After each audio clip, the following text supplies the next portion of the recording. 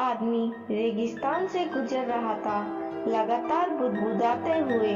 कितनी बेकार जगह है ये, बिल्कुल भी हरियाली नहीं है, और हो भी कैसे सकती है, यहाँ तो पानी का नामो निशान भी नहीं है। तपती रेत पर वो आदमी जैसे जैसे आगे बढ़ रहा था, उसका गुस्सा भी बढ़ता जा रहा था। अंत में वो आसमान की तरफ देखकर झल्लाते हुए बोला, क्या भगवान, आप यहाँ पानी क्यों नहीं देते? अगर यहाँ पानी होता तो कोई भी यहाँ पेड़ पौधे उगा सकता था, और तब ये जगह कितनी खूबसूरत बन जाती।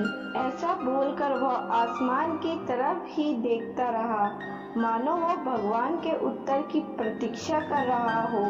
तभी एक चमत्कार हुआ। नजर झुकते ही उसे सामने एक कुआं नजर आने लगा। वह उस इलाके में बरसों से आ जा रहा था, पर आज तक उसने वहां कोई कुआं नहीं देखा। वह आश्चर्य में पड़ गया, दौड़कर कुएं के पास गया। कुआं लबलबा पानी से भरा था।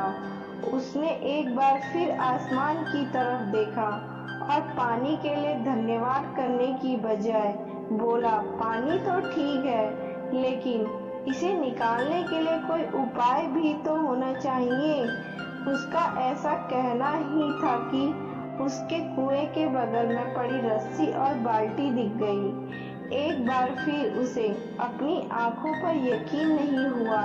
वह कुछ घबराहट के साथ आसमान की ओर देखकर बोला, लेकिन मैं ये पानी ढोऊंगा कैसे? तभी उसे महसूस होता है कि कोई पीछे से उसे छू रहा है। पलट कर देखा तो एक ऊंट उसके पीछे खड़ा था।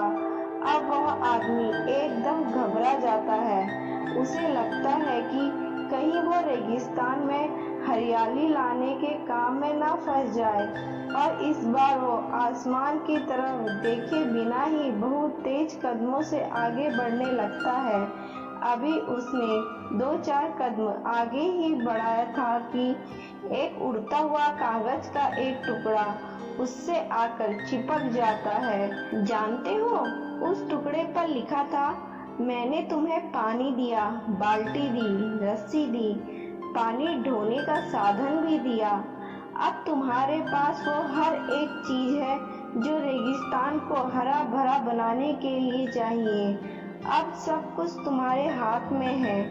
आदमी एक क्षण के लिए ठहरा, पर अगले ही पल वो तेजी से आगे बढ़ गया और रेगिस्तान कभी भी हरा भरा नहीं हो पाया। जानते हो, क्योंकि इंसान की आदत है शिकायत करने की।